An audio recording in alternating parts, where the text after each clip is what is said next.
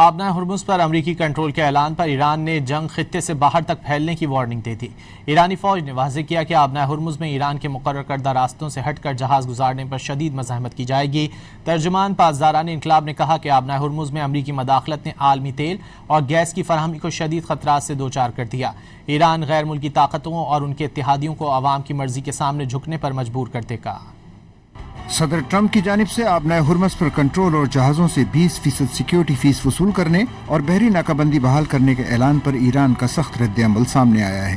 ایرانی ایکشن بہت سخت ہوگا۔ خاتم الانبیاء سینٹرل ہیڈ کوارٹر کے ترجمان ابراہیم ذوالفقاری نے آبنائے ہرمز میں امریکی مداخلت پر جنگ خطے سے باہر تک پھیلنے کی وارننگ دے دی۔ ایران کی قومی سلامتی اور خارجہ پالیسی کمیشن کے ترجمان اور رکن پارلیمنٹ ابراہیم رضائی نے اپنے پیغام میں واضح کیا کہ آبنائے ہرمز کے تحفظ کے لیے تہران کو غیر ملکیوں کی ضرورت نہیں۔ پاسداران انقلاب نے واضح کیا کہ امریکہ نے آبنائے ہرمز میں مداخلت کر کے عالمی تیل اور گیس کی فراہمی کو شدید خطرات سے دوچار کر دیا۔ ایران اب بھی آبنائے ہرمز پر کنٹرول رکھتا ہے اور غیر ملکی طاقتوں اور ان کے اتحادیوں کو ایرانی عوام کی مرضی کے سامنے جھکنے پر مجبور کرے گا۔ امریکہ کو اس کی نئی جارحانہ کارروائیوں کے نتیجے میں مزید ذلت اور مایوسی سے دوچار کریں گے۔ سپریم لیڈر کے سینئر مشیر محمد مخبر نے ایکس پر لکھا کہ آبنائے ہرمز کے راستوں اور ایرانی جہازوں کے تحفظ پر ایران کوئی سمجھوتا نہیں کرے گا۔